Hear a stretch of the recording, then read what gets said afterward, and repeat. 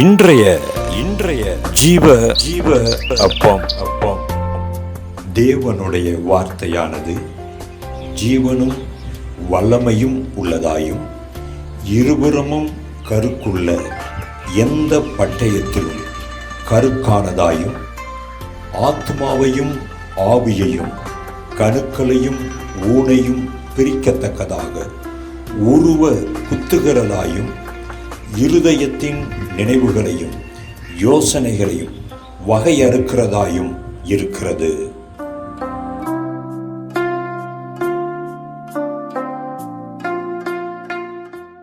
நம்முடைய இரட்சகரும் மீட்பருமாய் இருக்கிற இயேசு கிறிஸ்து தாமே இன்றைய நாளிலும் நம் ஒவ்வொருவரையும் தம்முடைய பலத்தினாலும் பரிசுத்தத்தினாலும் ஆசீர்வாதங்களாலும் நிறைந்து வழியும்படியாக நிரப்பி நம்மை நடத்துவாராக. மகிமையாவும் அவருக்கே உரித்தாகட்டும். இப்பொழுதும் கூட நான் ஒரு வசனத்தை வாசிக்கிறேன், கவனமாக கேளுங்க. அவர் உங்களை விசாரிக்கிறவரானபடியால் உங்கள் கவலைகளை எல்லாம் அவர் மேல் வைத்து விடுங்கள். தெளிந்த புத்தி உள்ளவர்களாய் இருங்கள், விழித்திருங்கள். ஏனெனில் உங்கள் எதிராளியாகிய பிசாசானவன் கர்ஜிக்கிற சிங்கம் போல எவனை விழுங்கலாமோ என்று வகை தேடி சுற்றித் தருகிறான். இந்த வசனம் இப்படி சொல்லுது. இதில் கொஞ்சம் கவனமாக கவனித்து பார்த்தீங்கன்னா இங்கே ஒரு காரியம் தெரியுது. என்னென்னா, நம்முடைய கவலைகள்லாம் கர்த்தர் மேலே வைத்திருந்தாலும், கர்த்தரை சார்ந்து இருந்தாலும் தெளிந்த புத்தி தேவைன்னு அங்கே பார்க்குறோம். அப்படின்னா எவ்வளவுதான் நாம் தேவ சமூகத்தில் ஜெபித்தாலும், நம்முடைய கவலைகள்லாம் அவர் மேலே வச்சுட்டு இளைப்பாரும் நம்ம இருந்தாலும் ஒரு குழப்பத்தின் ஆவி நம்ம தாக்கும், ஒரு குழப்பமான மனநிலை நமக்கு உண்டாகுங்கிறதான் நம்ம இங்கே பார்க்குறோம். அதாவது நம்ம கவலையெல்லாம் ஆண்டவர்கிட்ட வச்சுருந்தால் கூட அந்த விசுவாசத்தில் நாம் தொடர்ந்து இருக்க முடியாதபடி முறுமுறுக்கத்தக்கதாக சோர்வடையத்தக்கதாக பிசாசனமும் குழப்பி விட்டுருவான்னு இங்கே சொல்லாமல் சொல்கிறாரு. அதனால தான் உங்கள் கவலையெல்லாம் நீங்கள் வச்சுருந்தாலும், அவர் மேலே நீங்கள் வச்சுக்கிட்டு இளைப்பாருனாலும் நீங்கள் எப்பொழுதும் தெளிந்த புத்தியாக இருக்கணும், விழித்திருக்கணும். ஏன்னா பிசாசு உங்களை சுற்றி சுற்றி வர்றான், உங்களை விழுங்கலாமான்னு அவன் சுற்றி வருகிறான்னு இந்த வசனம் நமக்கு சொல்லுது. அப்போது நாம் கவனமாக இருக்க வேண்டிய ஒரு விஷயம் என்ன தெரியுமாங்க? கவலைகளை குறித்து ரொம்ப கவனமாக இருக்கணும், குழப்பத்தை குறித்து ரொம்ப கவனமாக இருக்கணும். இந்த ரெண்டு விஷயமும் நம்மை விசுவாச பாதையில் இருந்தும், ஏன் சில நேரங்களில் கர்த்தரை விட்டு கூட விலக போகும்படியாக நம்ம தள்ளி விட்டுடும்.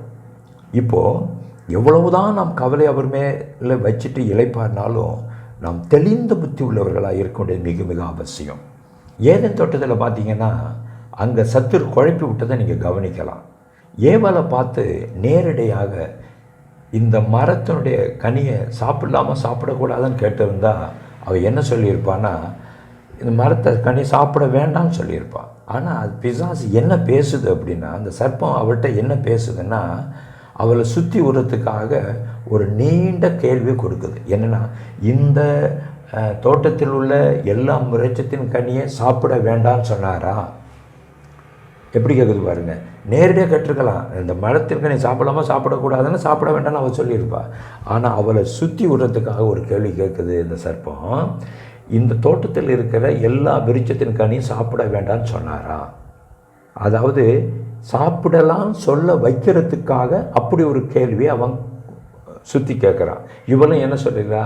சாப்பிடலாம், ஆனால் இந்த நடுவில் இருக்கிற மரத்தின் கனியை சாப்பிடக்கூடாதுன்னு சொன்னார். சாப்பிடலாம் சொல்ல வைக்கிறதுக்காகத்தான் அவன் இப்படிப்பட்டதான ஒரு கேள்வியை அங்கே கேட்குறான். இதே சாத்தான், இதே பிசாசு, இதே பொல்லாத ஆவிகள் நம்முடைய சிந்தையை குழப்புகிறதுல ரொம்ப தீவிரமாக இருக்கும். ஒரு காரியத்தை தேவன்கிட்ட சொல்லிட்டு நீங்கள் இளைப்பாரி இருந்தாலும் கர்ஜிக்கிற சிங்கம் போல உங்களை வழி விலக பண்ணும்படியாய், விசுவாசத்தில் சோர்வடைய பண்ணும்படியாய் உங்களை சுற்றி சுற்றி வருவாங்கிறத மறந்துடாதீங்க. அதனால தான் இன்றைய வேத வாசிப்பில் ஒரு மகிமையான ஒரு காரியத்தை நம்ம பார்க்குறோம். 2 தீமோத்தேயு 1ஆம் அதிகாரத்தில் 7வது வசனம், தேவன் நமக்கு பயமுள்ள ஆவியை கொடாமல் பலமும் அன்பும் தெளிந்த புத்தி உள்ள ஆவியை கொடுத்திருக்கிறார். தெளிந்த புத்தி உள்ள ஆவியையே கொடுத்திருக்கிறார் அப்படின்னு பவுல் தீமோத்தேயுவுக்கு சொல்லும்பொழுது இதை சொல்கிறார். இன்றைய வேத வாசிப்பில் ஜீவப்பமாக இதை நாம் தியானித்து புசித்து பலனடையலாம். எல்லா குழப்பமான சூழ்நிலைகளிலும் நீங்கள் தைரியமாக சொல்லணும். குழப்பத்தின் நிலையை, குழப்பமான சூழ்நிலைகளை இயேசுவின் நாமத்தினால் கடிந்து கொண்டு நீங்கள் தைரியமாக சொல்லுங்கள், நான் குழம்பி போக மாட்டேன். 2 தீமோத்தேயு 1:7 நான் தெளிந்த புத்தியுள்ள ஆவியை என் தேவன் எனக்கு கொடுத்திருக்கிறாருன்னு விசுவாசம் முழக்கமிடுங்க. இப்பொழுது உங்களுடைய எல்லா விதமான குழப்பத்தில் இருந்தும் நீங்கள் விடுதலை அடைகிறத உணரலாம். இன்றைக்குள்ள இந்த ஜீவப்பத்தை நன்றாக நீங்கள் தியானித்து உங்களுக்குள்ளே உட்கொண்டு நீங்கள் பலனடையணும். கவலைகள் மத்தியில் நீங்கள் இருக்கலாம், குழப்பத்தின் மத்தியில் இருக்கலாம். நீங்கள் தைரியமாக சொல்லுங்கள். 2 தீமோத்தேயு 1:7 எனக்கு தேவன் பயமுள்ள ஆவியை கொடுக்கல, மாறாக பலமும் அன்பும் தெளிந்த புத்தியுள்ள ஆவியை நான் பெற்றிருக்கிறேன்.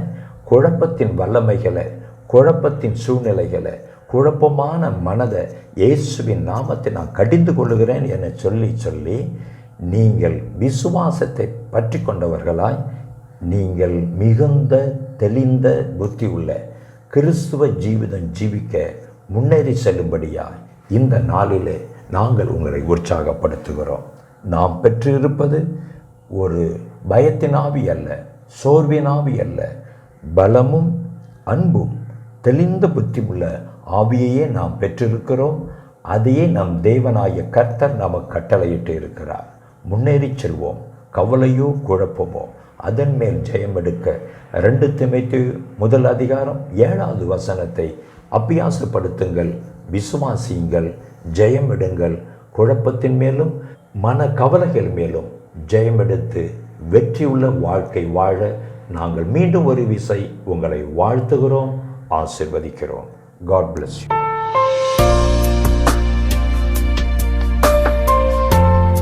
உன்னை குழப்புகிறவனை நீயே குழப்பிவிட வேண்டுமானால் 2 தீமோத்தேயு 1:7 மீது உரிமை பாராட்டி விசுவாசம் முழக்கமிட்டால் தெளிந்த புத்தியும் சமாதானமும் என்றும் சதாகாலமும் உன்னுடையதே.